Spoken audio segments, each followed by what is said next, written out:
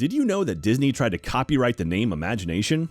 Also, today we learned that Jetskis make terrible eels and how to hide a mermaid from fireworks. Keep your hands inside the podcast at all times. It's a brand new episode of Annual Pass.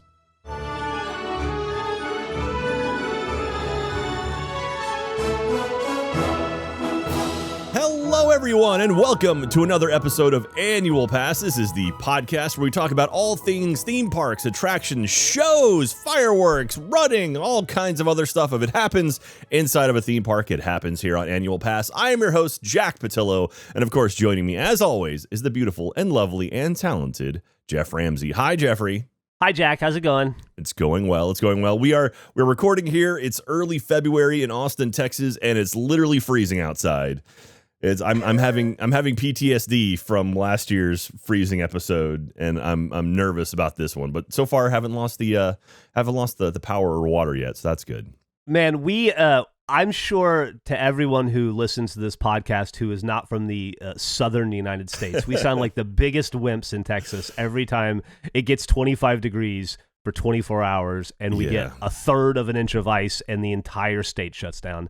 I was watching the news yesterday, and they were doing like stand-up reports from around the country, and it's way worse everywhere else. That's true, but they're also prepared for it. You know, it's like we could do 75 days over 100 degrees, and that's nothing. Like we'll do that, no problem. But it's like you freeze us for 2 days, and it's like, everything's bad. So anyway, let's not get into it too much. Talking about the weather, that's like the most lame thing ever. But let's think about happier times, nicer weather, and going to theme parks. Jeff, we're going to be talking about a fun show today. We're talking about Fantasmic, which is one of the coolest nighttime shows Disney has to offer, and I'm excited to talk to you about it today.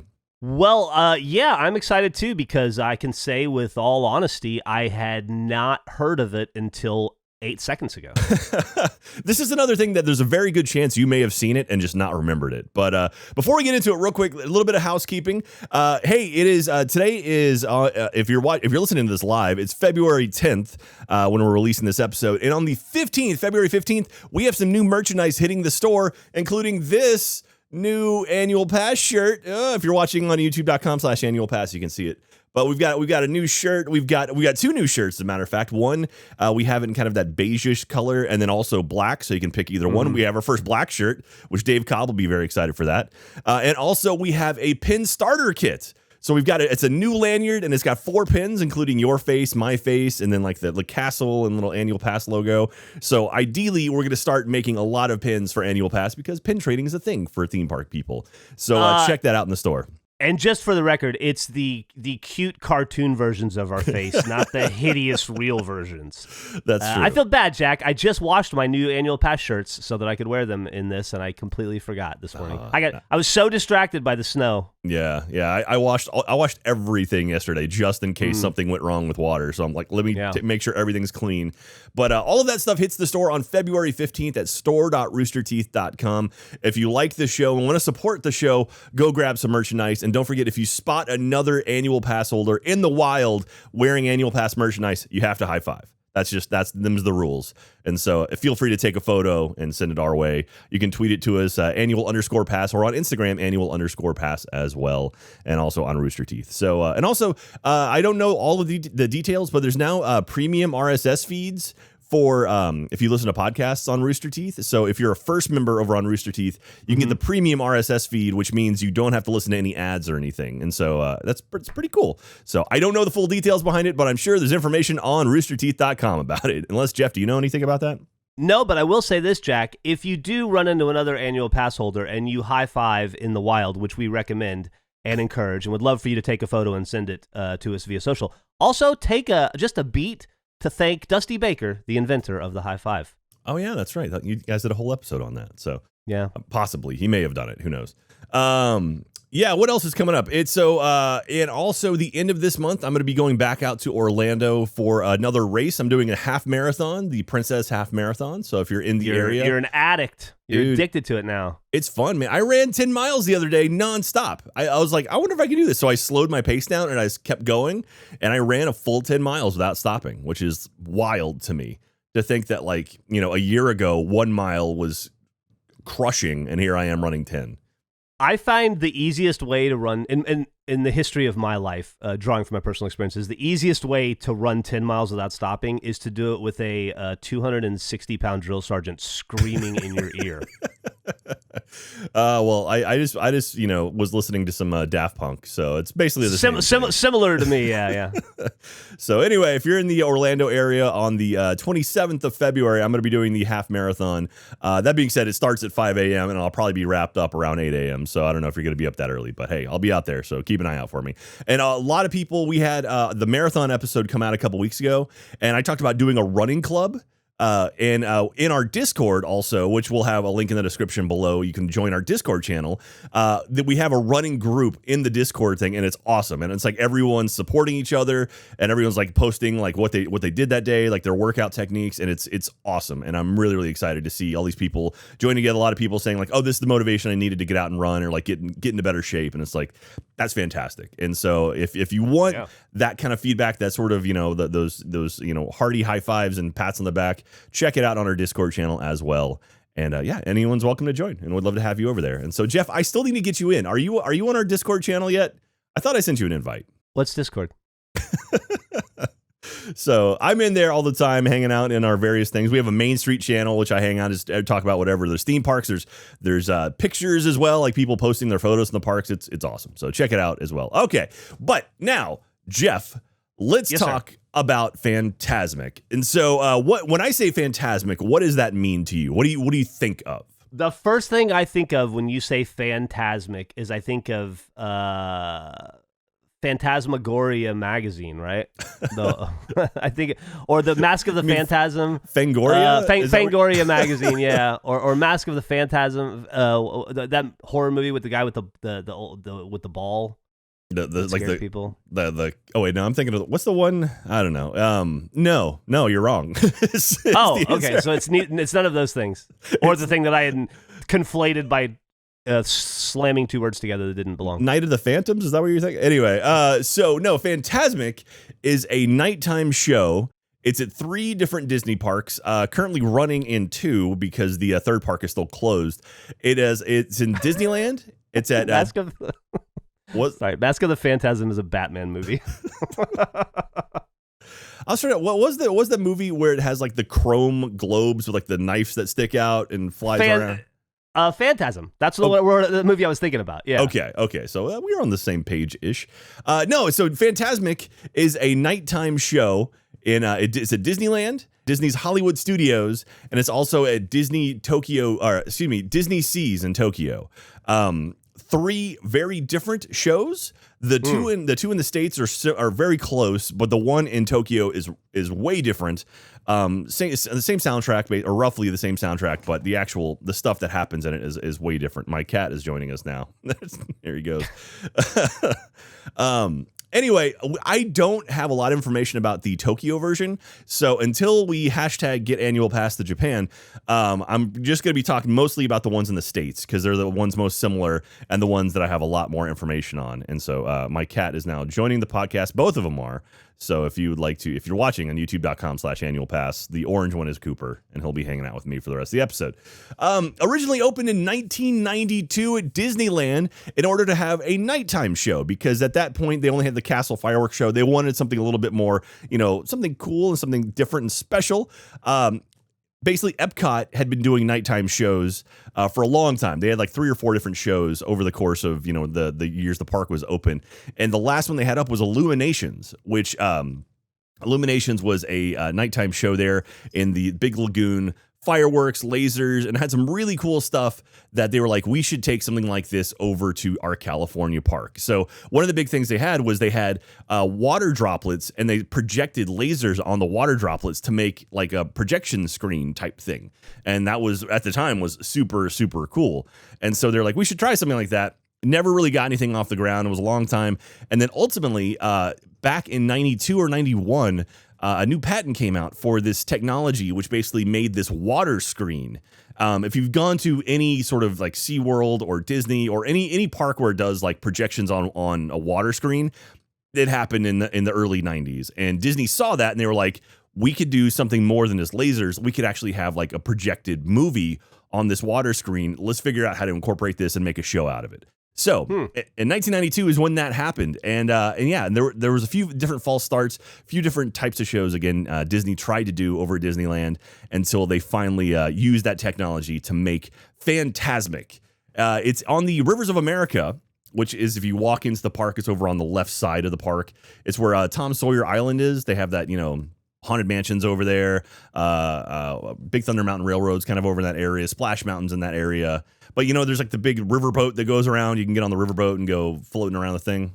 Oh, do people really get on that riverboat? What do you do on it? You just float around? Yeah, you stand on it and it goes around in a big loop and then, it comes back. How often do you always go on the riverboat when you go to Disney? I haven't been on the riverboat in a long, long time, actually. And so, is there like a restaurant on it or anything? No, it's just a big slow moving boat. They have some scenes kind of around the back of it, so like stuff you can't see unless you're on the riverboat.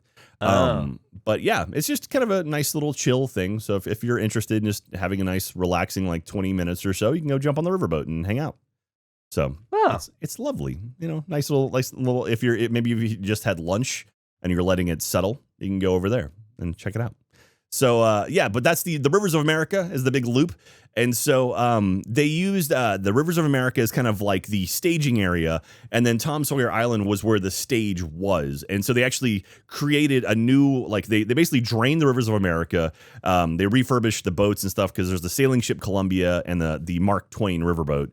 And they kind of refurbished those, cleaned them up, and then took that time to build a stage on Tom Sawyer Island. And they dressed it that during the day, it just looks like, I think, a sawmill or a sugar mill. I forget what they called it. But then at night, they use it, and basically there's like hidden stuff, and that's where they make all the characters pop up, and they have all the special stuff hidden in the Tom Sawyer Island.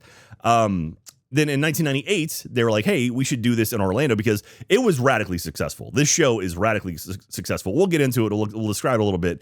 But needless to say, Disney was like, this is awesome. People are loving it. The idea was every 5 years or so, they would completely rework it and like change up the scenes and add different stuff.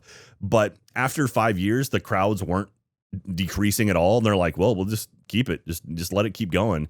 And so they've changed it a couple times, but I mean, it's been going now for almost 30 years at this point. And so and they haven't really altered it except maybe twice. So that's pretty successful, I would say.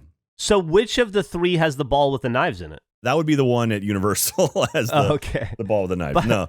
And so anyway, they were like, hey, let's open one up in Florida as well. And so over at, Epcot had Illumination still. Magic Kingdom was doing pretty well. And they were like, hey, we've got this Hollywood Studios. Let's do something over there. And, kind of makes sense because it's a big production, big show. So they built an outdoor amphitheater with a big mountain and a moat of water and seating for about 10,000. And it's a massive, massive stage. And and up until recently, it actually been shut down. So during COVID, they drained the pond and it's been sitting around. And so it's coming back very soon. That's why I want to do today's episode, because Fantasmic is returning soon. And everyone's curious if they've made any changes or upgrades or anything, because they had all that time to work on it without having to deal with shows. So we'll see. Seems like a wasted opportunity if they didn't, right? Yeah. Rumor has it they've replaced a couple scenes. There's a Pocahontas scene that is very, very long. It was because when they released when the movie came out, it was around the time they were opening up the attraction. And so they were like, hey, Pocahontas is going to be big. And it wasn't as big as they wanted, but they've got like this 3-minute scene of Pocahontas with actors and everything. So they're like, And anyway, well, we'll see if that hangs around this time, or at least in the full extent that it is. So, So the sailing ships on the Rivers of America over in Disneyland, the Columbia, which is it's a big kind of schooner, right? Not schooner. Well, it's a pirate ship looking ship. It's a really cool looking ship. During the show, they redress it to make it look like it came from Pirates of the Caribbean. So there's a whole like Pirates of the Caribbean scene where there's like pirates doing like stunts like on ropes and things, swinging around and fighting and everything. So that's kind of cool to reuse. And then at the end as well, like the big finale, they have all of the Disney characters dancing around and waving and stuff, and they're on the Mark Twain. And the one in Florida, since they didn't have those boats because it's, that's not where people will use it. It's like they needed to build something. They actually built the Steamboat Willie boat. So, Steamboat Willie, the very first Mickey cartoon, they recreated that boat, and it's just loaded loaded with different Disney characters all waving and dancing around and stuff as it passes by you. And there is one special thing I'm going to save for the end of this episode, Jeff, that I want you to see that is hilarious in my opinion.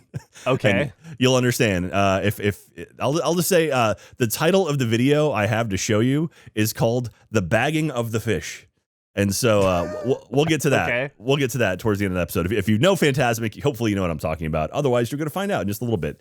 Also included with the, not only do they have the big ships, they also have these floating barges, which are basically floating stages. I want to say there's 3 at both shows. And throughout the show, there's like in the one in Florida, there is a Lion King scene. So these barges combine. There's like monkeys dancing around on them. And like, I think there's a Jungle Book one in Disneyland. They have like King Louie on there, like moving around and stuff, and then those barges are redressed throughout the show to have different things. So they have princesses at some point. So like the prince and the princess and the prince are like dancing, and like the music's playing is really pretty and sweet. And so added in a little bit more stuff in the water, kind of make it fun and exciting. The one in California actually had Flotsam and Jetsam, which are the 2 lizards from Little Mermaid. So they had them, like, they would cross, like at one point Ursula would come out, like during a scary scene, Ursula would come out, and then Flotsam and Jetsam would like pass by each other, and they were like these giant snakes on the water. But apparently they had a lot of issues with it because it's basically a jet ski with this giant like tail and like a big head and everything. But, it's dark. It's hard to see, and they're very cumbersome. So they had some issues where the jet skis were hitting each other or smashing into things. And so they tried reworking it a few times, but eventually they got rid of them. So so since they had the giant stage in Orlando, they actually have a giant snake. I think it's Ka from or it's not maybe not Ka. I think it's from Aladdin. It's when Jafar becomes the big snake. So they have that, like the Jafar snake pop out. And he like walks around, but it's on the stage. So it's like people holding costumes as opposed to a jet ski. So it's a little bit more safe. But it's not a real snake, is what you're saying. No, not a real snake. Okay. Yeah, I'll show you the video in a little bit. You can watch it. Don't worry. It's like glow in the dark orange. You'll be fine. And it's very, very far away. So you'll be okay. You have to trigger warning me for snakes. You know that. I do. Let's see here. The ending of the show includes a giant maleficent dragon. So at one point, it's basically the whole show is Mickey and having like dreams and stuff. And initially the actual show's name was called Imagination. And because it was Mickey's imagination. It was like, oh, well, this is Mickey's imagination and everything. It's like all happy, but then it goes bad and it gets happy again. And then Disney, they used the term imagination. That was the name of the show for the longest time. And then Disney realized not very quickly, but towards the end of it, that, hey, we can't trademark imagination. we can't buy that term. Like, what are we, Sony? We can't do this. Yeah. So they changed it to Fantasmic pretty late in the game, actually. So, because Fantasmic, no one had used that one before. So, anyway, so Imagination was the original one, which is kind of fun. Let's see here. What else do I have on my thing? Another version of Fantasmic opened at Disney Seas in Tokyo on April 28th, 2011. So, 20 years after the original opened up, and it's very, very different. So I've watched a video of it, but that's one I want to see in person because it looks beautiful. Instead of having a stage or like the mountain they have in Orlando, they actually have a giant, it looks like the Mickey sorcerer hat. And it's in the middle of this water lagoon, and then Mickey's on the top of this hat, but the whole hat is like a screen. And so different stuff happens, and you'll have it on there. And it's like Mickey at the top, and then Mickey will disappear, and Stitch takes over at one point. I don't know why Stitch is all over Tokyo. They love Stitch out there. So Stitch takes over at one point, and then they have all the floating barges, and there's fire. It's really, really cool. But and the only thing similar is kind of the plot of it is it starts with Mickey, and then it gets it's happy, then it's scary, then it's happy, and the music is very similar. But for the most part, it's radically different. Is the Mickey and the Stitch, are they costumed people, or are they projected as well? Oh, no, it's actually the real Mickey and the real Stitch. Oh, okay. Yeah, so they they're not even actors. It's gotcha. Wow, that's a big get. They are costume characters, and so you do see Mickey, and Mickey runs around. He has quite a few costume changes throughout the show. He starts off in his normal, his tuxedo. Eventually, he shows up in his, is it Popper Mickey, the one where It's like Jack and the Beanstalk kind of looking Mickey at one point where he fights with like a sword. Then he's got Sorcerer Mickey, which is my favorite Mickey. Pauper Mickey. I thought you were saying like Popper Mickey, like he would show up with a harmonica around his neck and try to carry a gun onto a plane. Totally different. Got it. Like the Goofy brings you back. There we go. Ben just posted a photo of Popper Mickey in the in our Discord. We'll post that on the video. Yeah, not John Popper Mickey. Totally understand now.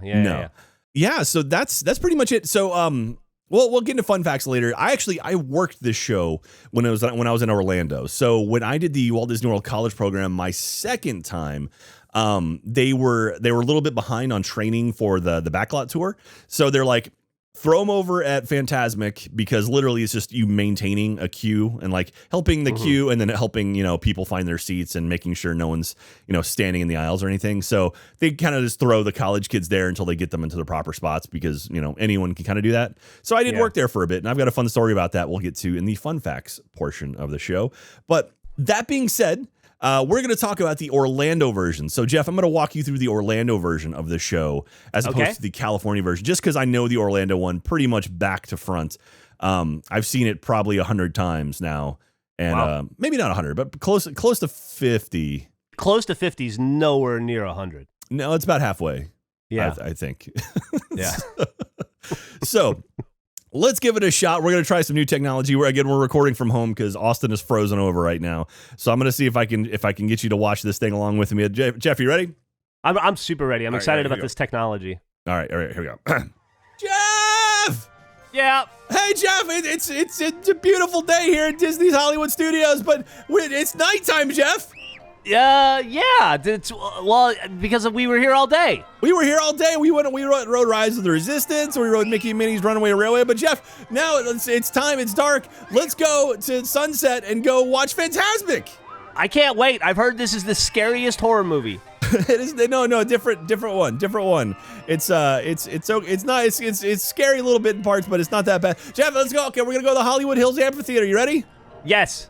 All right, well, we're going to walk up the queue. Hey, Jeff, fun fact, this walk up of the queue, I ran down it during the marathon. I came down here. What mile was this? Close to the end. It was like 23, I think. It was pretty rough. I was pretty tired by that point, but that's okay. All right, Jeff, so here we go. Okay, we're going to find our seat. Let's get a seat, a good seat, okay? All right, okay. So, look at the big mountain. Do you see the big mountain in front of you, Jeff? Yes, I can barely make it out. It's silhouetted. It's silhouetted right now because we're getting our seats. Everyone's getting ready. Oh, Jeff, we're waiting for the queue. Look, we're doing the wave. Jeff, do the wave. Wave! Hey! No, that was a horrible wave. There. Okay. Now the lights are dimming. Now it's time for Fantasmic. Are you ready, Jeff? I think so. Yeah. All right, Jeff. So look at this. A bunch of lights and fire. It's Mickey, Jeff. Mickey's popped up. Hey, look at him running around. He's got a sparkly outfit on, Jeff. It's so cool. He's in his Liberace costume. I love it. And there's the music. And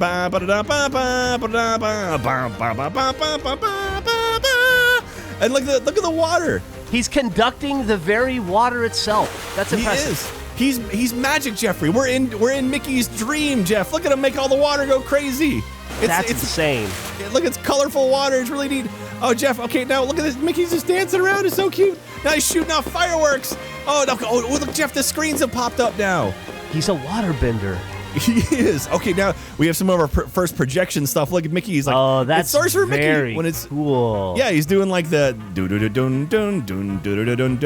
He was so much younger back then. He was much. This must have been about 70 years ago, I guess. Fantasia Disney or Mickey. He was very much younger. All right, now look, he's making the water come up. He's like raising it out of the ground, Jeff, or out of the other thing. It's so pretty. Look at all the flowers he's making now. It's so lovely and it's all peaceful. Oh, look, Jeff, there's a real big flower there on the mountain. Do you see it? Oh, I'm glad it's turning into a flower. It looked like a tumor for a second. Yeah, that's beautiful. Look at it moving around. That's pretty cool. That's pretty neat. Oh, Jeff, look at it's Lion King, Jeff. Oh, yeah. Look at you can see all the different animals in the Lion King. Look at the monkeys dancing on the barge. That is so cool. Look at that elephant. Look at the elephant back there and all the different. Look at the ostriches running around. Look, there's Rafiki. Yay, Rafiki. He's passing by us. Whee! That's so neat. All right. Oh, look, it's like, oh, look, there's a bunch of bubbles now in the projection. They're talking about, it's all the different things. Everyone's happy and dancing around. Nothing Don't pop bad the bubbles. happen. They'll fall to their death. And all the music's playing. Oh, it's Jiminy Cricket, Oh, Jeff. there's Jiminy Cricket. I love that Jeff. dude. Oh, bad things are happening. Oh, Jiminy's getting stuck. He's underwater, Jeff. What are we going to do? Mickey can bend the water back. That's true. Okay. Oh, it's scary though. Oh no, Jeff, look, it's the big whale from Jiminy or from Peter Pan. What's it? Pinocchio. Pinocchio. Splash! There you go. There's so many. But the splash in the water is like spraying towards the audience, Jeff. That's so cool. Sploosh, sploosh, and now okay, like here comes the water and everything. Oh, it's so scary. Oh wow, there's a cannon, Jeff. So that's it. Jiminy Cricket's dead. No. Look, it's now Jack, the Pocahontas. I never saw him escape. What happened? I don't know. We're not sure, but now it's the Pocahontas scene, Jeff. Okay. They've made it to the island or whatever, and it looks like a Brexit protest, Jack. I think that's what the plot of Pocahontas is, right? Oh, okay, yeah, got it. All right, and so now the Native Americans are there, and now like the Pocahontas guys are mining, and John Smith's there, and like it's like wait, you can see like John Smith is fighting, and they're fighting each other, Jeff, and it's because they don't want him there. There's like a big battle. Yeah. I see, yes. But then John Smith's love for Pocahontas is going to make it all better. I think. And John Smith was the big old heavy purple man. No, he's the guy in the blue. Yeah. And like they sing with all the colors of the wind, Jeff. Do you know? No, he's a wind. So she's a wind bender. She's an air bender. She is. Yes, this is all like Avatar, basically. And so that now they live happily ever after, and nothing bad happens. That's I'm pretty sure the plot of Pocahontas, right? Don't look any further into that story. No, okay. Oh, look, Jeff. And now we've got all the different princesses, and the barges of princesses are coming by. There's Beauty and the Beast. There's a Beauty and the Beast. Oh, it's so pretty. And look, there's Ariel and Eric. Oh, she's above water. She's got legs now.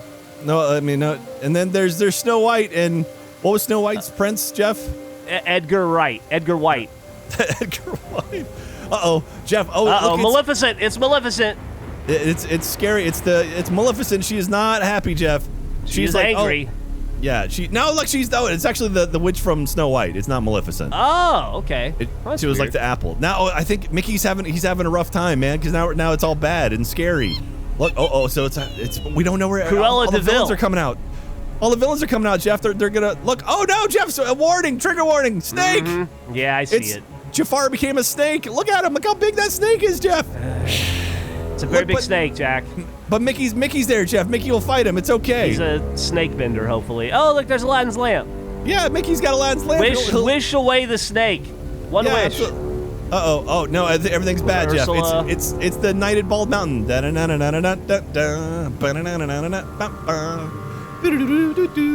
a Dementor. Oh, no, there's Maleficent. She's getting really tall, Jeff. She's getting super tall. So is it really her this time? That's really her this time because, look, Jeff, it's like, oh, no, look at the giant dragon. That is a giant dragon. Fire.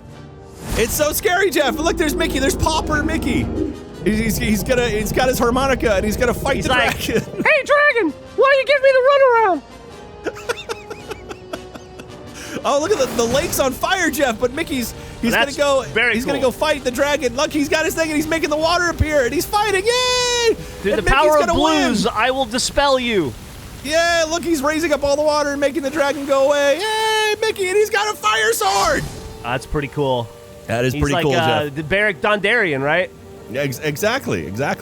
And now, okay, Jeff, everything's happy. And look, here it comes. It's Steamboat Willie. Yay! Look at all the characters. Oh, that is so cool, though. That's the Steamboat you're talking about. That's it's a Steamboat. And look, it's black and white Mickey to like match the old Steamboat Willie thing, which is pretty cool. And look at look how many characters. There's Goofy. There's Belle. Stitch at the front there. Everyone loves Stitch. Stitch is all that matters. Going by, yay! Wee! There, everyone's waving around to the music. Look, there's Ariel and Eric on the back, too. Oh, yeah. Look, she can't walk, but she's sitting there, Jeff. And look, they're next to Jasmine and everything.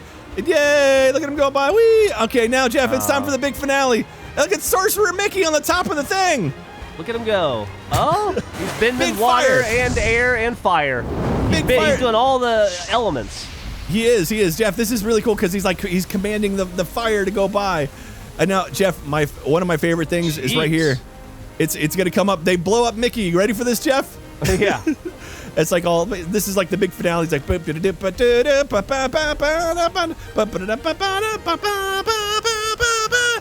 what? Now watch Mickey at the top, Jeff. Boom, they blow him up, and then he appears at the bottom. Whoa! Oh, that does not look safe. And he goes, some imagination, huh? And they blow him up again. And then it's like a big whoop, boom, and then a huge cannonball, boom! Look at that, and we are done. Jack, I feel like I'm watching a game of Worms right now. And we've done it, Jeff. We have watched all of Fantasmic. We burned through about a 30-minute show in roughly 5 minutes, I think. It flew by. It flew by. It's actually a really, really awesome show. I can't wait to go to Florida with you and go to Disney, and you can watch it along with me whenever. Yeah, hopefully it opens up again soon. The scale of that thing is insane. I can't believe I had no idea that even existed. Yeah. And 30 minutes, you said, right? Yeah, it's about 25, but it's one of those things that they have it in California. It's not as elaborate. I mean, the stuff they have in Florida, obviously, they specifically built it for the show, so it's a little bit different. But the one in Florida is amazing, and it's a lot of fun to watch, and it's a cool show. It's a neat mix of fireworks and characters and projection and cool technology. And I am curious to see what they're going to do when they bring it back, like if they've altered it at all, if they've changed up anything or what. But where are the bags of fish? Oh yeah, we'll get to that. Don't worry, the bag of fish is coming. Okay. So I've got some fun facts for you. You might appreciate this one. So the original press opening for the Disneyland version of Fantasmic, Jeff, like they had gotten everything polished, they were ready to show it to the press to start doing videos of it or start writing reports about it and stuff and start pitching it to everyone. The original date for the press opening was April 29th, 1992. Does that date sound familiar in any way for you? April 29th, 1992. There's a Sublime song that mentions that song, or that date specifically. Is that when he took his trip to Garden Grove? No. It smelled like the... Okay. No, April 29th, 1992, that was the date of the end of the Rodney King trial, and the police officers that were in the trial were all acquitted. Which started off a series of riots in Los Angeles. So that was the day of the original press reveal of Fantasmic, which very quickly got postponed. Buried, they pushed it, yeah. But the the bad thing that happened was the initial tagline for Fantasmic was "Be there when the night ignites." So. Be there when the night ignites. They very quickly got rid of that line, that tag. So they might have been insiders without even realizing it. So that's unfortunate. But yeah, so ultimately got pushed back, and that term got pulled from all of the press material for Fantasmic. The original dragon at Disneyland was basically, they wanted this big, elaborate animatronic dragon. That was too much. And so initially it was pretty much just a dragon head on top of a cherry picker. So it was like this big arm that went up. They dressed it a little bit, but it was essentially a cherry picker with just a dragon head that would open and close its mouth and stuff. And in 2009, when they had a big refurbishment, they finally brought in an actual animatronic dragon. And so this giant, like 35-foot tall animatronic dragon. But of course, like all new technology, the dragon kept breaking down. So the fans out in California nicknamed the dragon Murphy. Because of Murphy's Law. so if you ever hear the dragon referred to as Murphy, that's the reason why. The one in Disneyland, the version in Disneyland again has made quite a few changes over the years. They've added stuff, removed stuff. There was a big Pinocchio thing that like had these giant strings, and like they got rid of that because it was too weird. But they reference it now in the newer version. It's basically had about 3 or 4 major revisions over the course of the 30 years they've had it in California. The one in Florida, it had been about 20 years, and there was really nothing significant had changed. Like they added a couple different things in the video, like some of the water bubbles, like they added Moana, and like they tweaked just minor tweaks of stuff, but haven't really altered it at all. And so that's why a bunch of people are curious if they have done anything with this extended downtime. So yeah, but it's pretty much stayed the same. From what I understand, also the Tokyo one pretty much hasn't changed since it's open, but it's only been open for about 10 years now. So, so here we go, Jeff. So the Steamboat Willie, at the very end of at the end of the show, the finale in California, it's the Mark Twain riverboat where they have all the characters waving and everything. But they built the Steamboat Willie specifically for the Orlando show. And so they have all these different characters. And then as the boat kind of rounds the corner, it's the finale of the show. So that's when a bunch of fireworks start going off and everything. What you can't see on the boat, there's actually a safe room that all of the characters go into, like all of the different, costume characters, they go into to basically protect themselves from any sort of debris or fire or whatnot.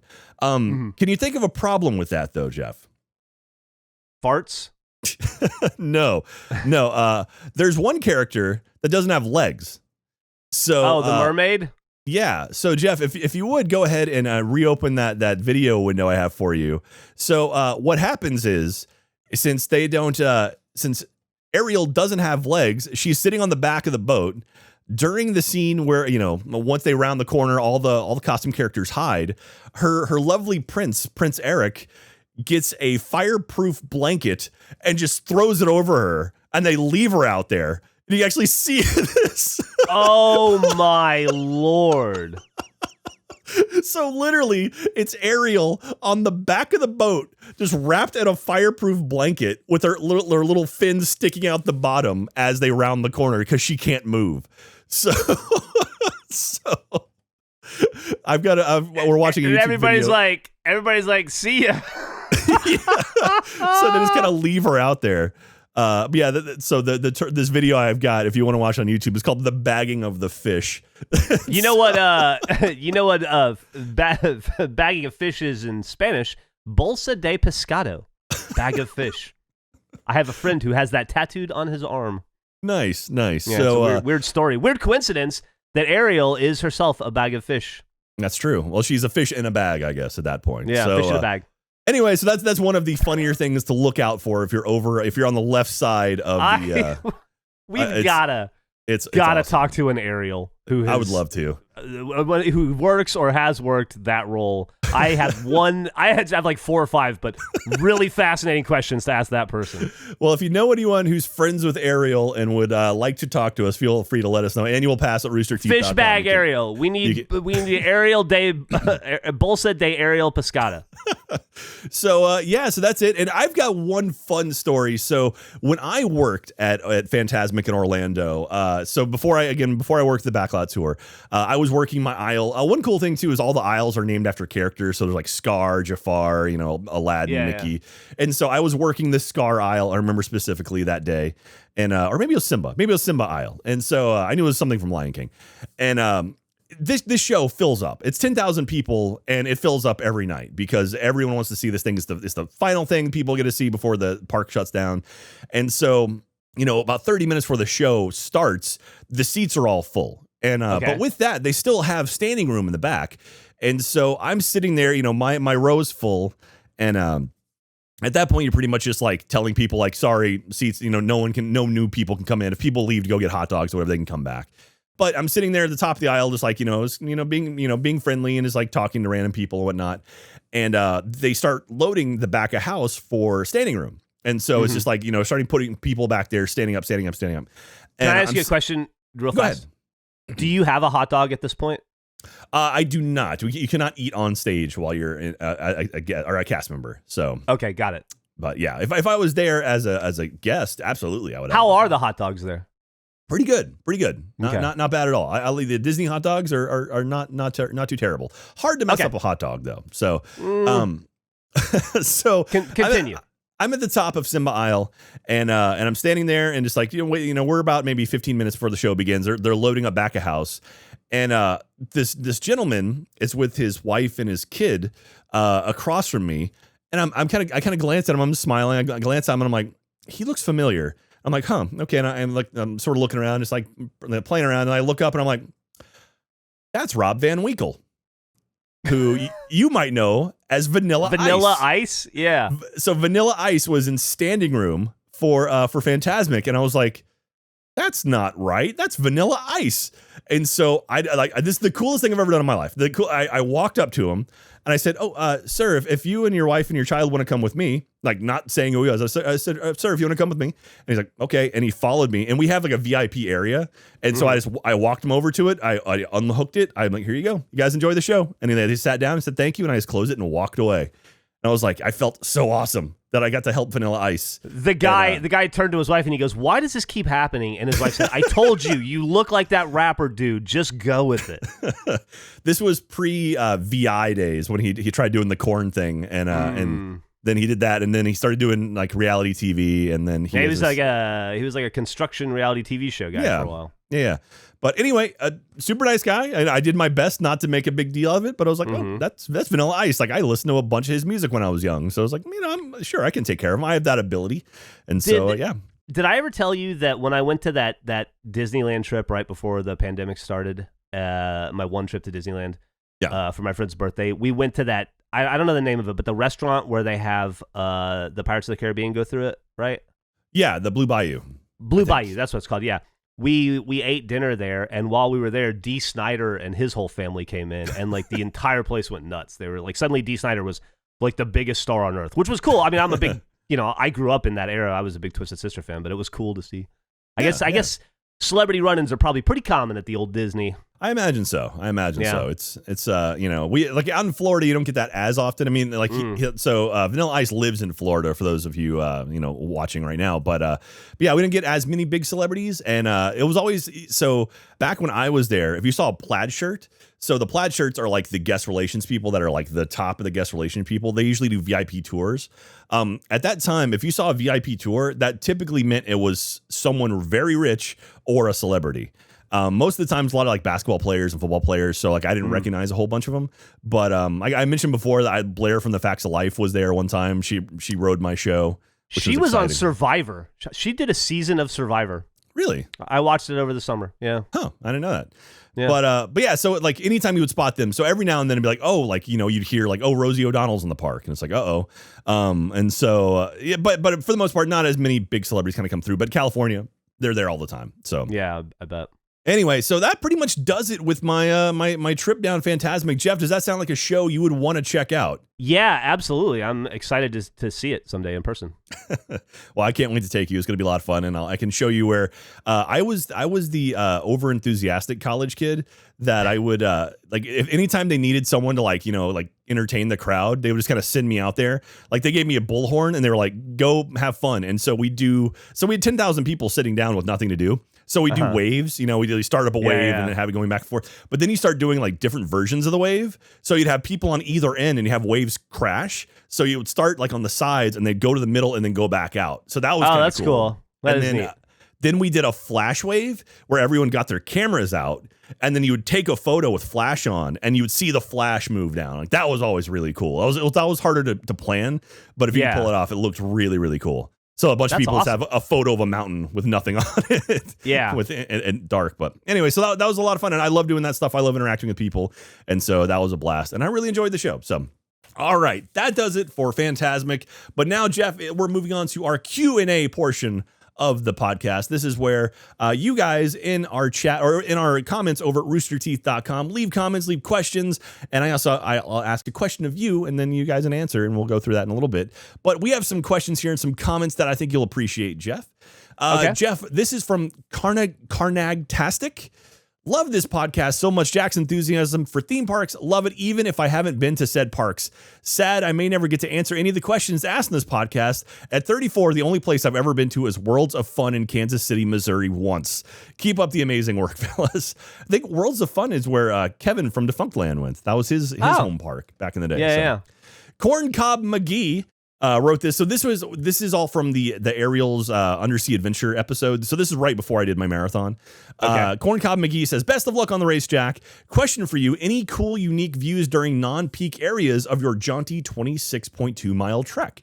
I think I talked a little bit about it, but the only sort of unique views I got was I got to go behind the Living with the Land area at Epcot. So I got to see the the big greenhouses and stuff from the back, which was kind of cool because I love Living with the Land.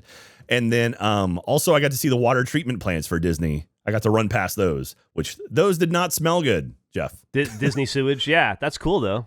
But yeah, as far as like it's got to go somewhere. I mean, we also get to go backstage at Animal Kingdom as well, and so like there were big signs. There was like make like they had like the cow grates where they making sure animals don't get out and stuff. But they had big signs like check to make sure you don't have any animals. And they actually had like vehicle checks where when vehicles come in, they will look through the vehicle to make sure they're not stealing any animals, which is kind of cool. I mean, it's one of those things I guess you don't think about, but it's like, oh yeah, someone could totally be grabbing They do it iguana. Because it happened. That's the problem, right? Yeah. Snugs asks, probably not going to watch this, but I need the thumbnail picture on a hoodie. And so, I don't know what that means, but anyway, the thumbnail picture on a hoodie, that's all Gail Fox. She makes amazing thumbnails for us. And so we're talking right now about possibly doing some sort of calendar or something, but featuring her art. Idea. Because she has some amazing art. All the thumbnails are done by her.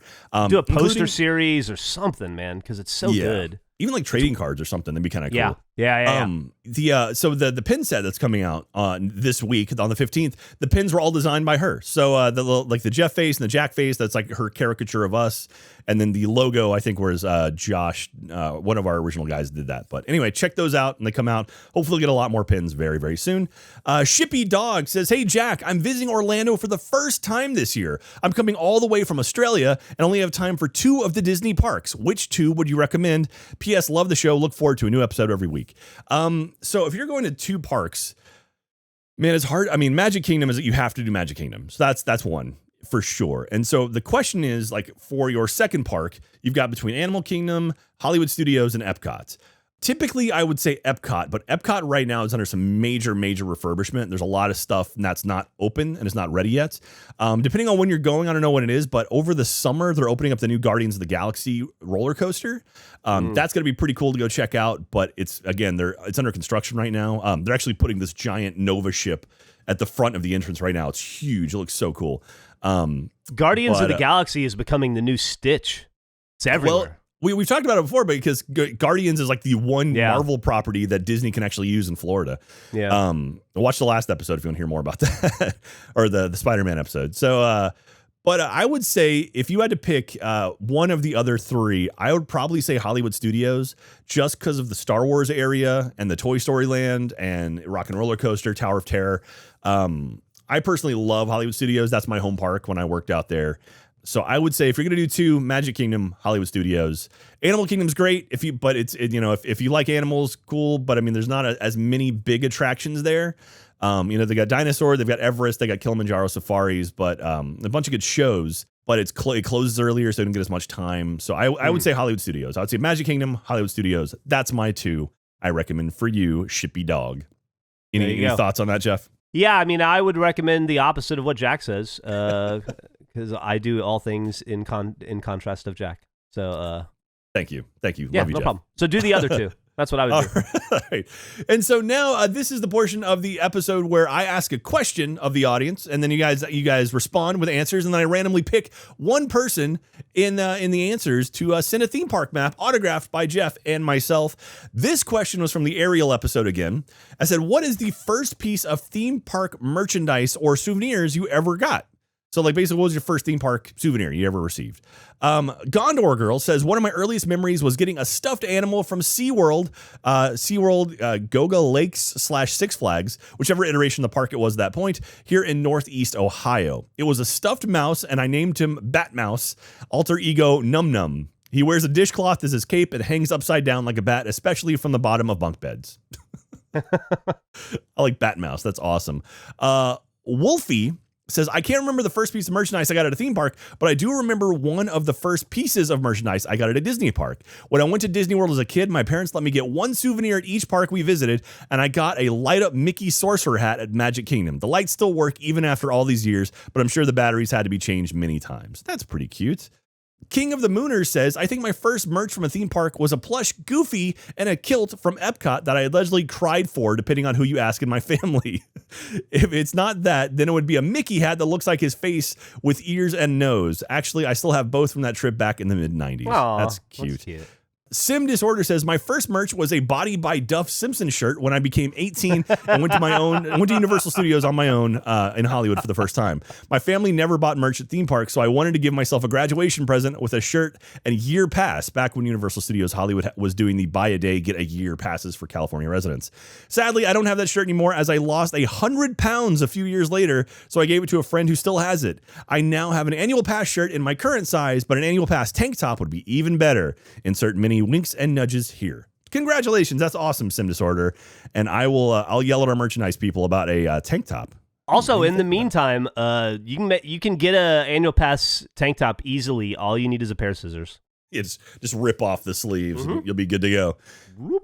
Silver PHX 1138 says the earliest I remember getting was an autograph book with its own Mickey pin, but I think my mom wins in the family for best souvenir after my dad proposed to her with an engagement ring in the shape of a Mickey head at Disneyland's Wishing Well. Aw, that's super very cute. Sweet. Yeah, I will say quite a few people in the comments said that they got an autograph book. Lots of people mentioning autograph books. So that's very cool. Kibu's Underman says, I went to Walt Disney World with my family in 95 or 96. I was 7 or 8. I remember the day we went to MGM Studios and my parents told my sister and me we could have one souvenir from the park before we left. Toy Story was the new hotness, and I was amazed to see they had actual full-size Buzz Lightyear action figures. It was the only thing I could think about for the rest of the day, and I got to walk out that evening with my very own Buzz. I was on top of the world. That's awesome. That makes me happy. Cool. I love hearing that stuff. And our winner I randomly just picked from everyone who answered is Taz5824, who says, the first piece of merch I remember was a Magic Kingdom shirt. This shirt brings me back to my childhood, throwing up in front of Mickey's PhilharMagic and getting a shirt as a reward. So there you go. So, Jeff, have you ever thrown up in a theme park before? I think I did with you. Yeah. I'm pretty sure I threw up last year at a theme park next to you. Yeah. What was that in a restroom or something? I don't remember. Yeah, I think I went to the bathroom and threw up. Okay, I was saying you said throw up next to me. I'm like, I think I would have remembered you just hurling on the ground or something. But you were in the other stall. And now, this is the point where I ask you a question. And actually, we had a question in the comments that I thought was really good. It's from Vinrek, Vinnrek. That I'm like, hey, let's just make this a question of the week. And then you and I'll answer it now. If you could get a free unlimited line skip pass for one ride at any theme park in the world, what park/ride would it be? So, Jeff, if you could pick one ride, you could ride as many times as you want without having to wait. What would that be? What are the rules around this pass? Can I let's say you have a plus one to other? I have a plus one. Yes. What's the most popular? You have to ride it though. What's the most popular ride? Right now I would say like at Universal it'd probably be like Hagrid's or Velocicoaster. Yeah, Hagrid's. There you go, Hagrid's. That's perfect. Okay. I would sell skip the line with your buddy experiences. For $25, you can ride the Hagrid ride with me one time. You skip the line, you go right in immediately, $25, and you get to hang out with me, and I'll narrate the whole ride. And then I'll just park there for 10 hours a day and retire in a week. No, I don't think Hagrid is like the one attraction in Florida you haven't ridden yet. Yeah, that was like the one thing we got you sick on the Incredible Hulk when you get a chance to go ride Hagrid's. So I'd rather not remember that Incredible Hulk. Was rough, man. Well, there's still. I'm trying to think of like what haven't you done? You haven't done Rip Roaring Rocket yet. No, I haven't done that, and I haven't. You haven't done Hagrid's yet. I've done Hulk. I haven't done Hagrid's. You didn't do the Ripsaw Falls because I rode that with Ben and Millie. Yeah. The Bildrat Barges. We haven't done that one. I haven't done that one. That's the big water one. So maybe this summer we'll ride that. And so, but then all of Disney World, you haven't really touched any of that. I would say probably right now. I mean, Rise of the Resistance it's always multi-hour lines to get in. Like that would be pretty cool to ride over and over. $50 for that experience to ride with Jack. You'll honestly, retire faster than I will. If I had to pick one right now, it'd probably be Velocicoaster, just because that coaster is so good, and it's always at least about a 45-minute wait. And if you could just walk on it, man, I would absolutely do that. So let us know in the comments below what you would ride, what you would ride over at roosterteeth.com. Like, what would be your one attraction that you would ride over and over again if you had an unlimited pass? So let us know, and I'll randomly pick someone. We'll send you an autograph map. So there you go. So that's pretty much going to do it today. Yeah, Jeff, do you have anything to add to today's episode? Anything to add? Oh, I don't know. I thought it was. I learned a lot today. I thought it was fascinating. The history. What'd you learn today, Jeff? What did I learn today? Well, I learned that Walt Disney, I don't know how much of it got cut because of mic issues, but I learned that Walt Disney Jr. wanted to recreate Disney, but in a horror aesthetic to be edgier. And then so he started with the first thing that was going to be a horror experience called Fantasmic, and then they were like, no. Michael Eisner stepped in and said, no, you can't do that. And then there was like I don't know if you've seen season 3 of Succession, but there was like a whole like power struggle with the board of directors, and Michael Eisner won. But then they had already invested so much in Phantasmagoria, so they took it with the ball knife, right? So they repurposed that as Epcot Center. The big ball in the middle of Epcot Center was actually designed to be the main horror element of this multimedia experience. And then they wanted to make it more kid-friendly and fanly it. So then they brought in Ozai, who pretended to be Maleficent, and then Mickey tried to airbend it, but he couldn't. So then Korra showed up, but Korra was disguised as Stitch, I believe. And then they tried to kill a mermaid by exploding her on a boat, and then Disney and Korra win, and they use the power of air and fire and wind to destroy Ozai / Maleficent. And it takes 30 minutes, and 10,000 people shall watch it. Yeah, that's pretty much spot on. I'm glad you were paying attention today. Yeah, got it.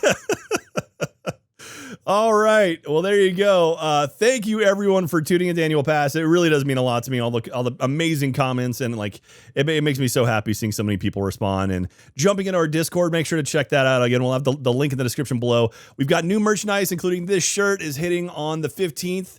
So later this week, make sure to, or I guess next week, grab that. And we've got 2 new shirts. We got a black shirt for the first time. We got our pin set, our starter pin set. I want to see people wearing those things out and about. And yeah.